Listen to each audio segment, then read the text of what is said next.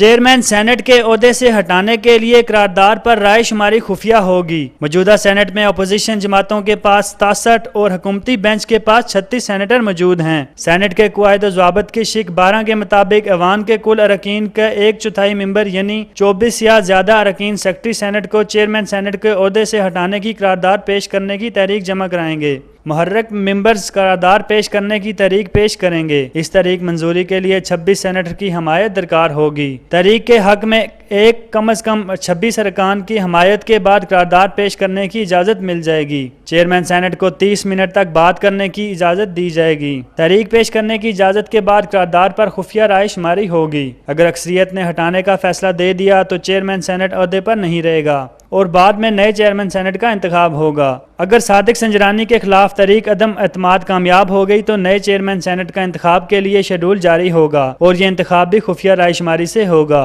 KE news Islamabad.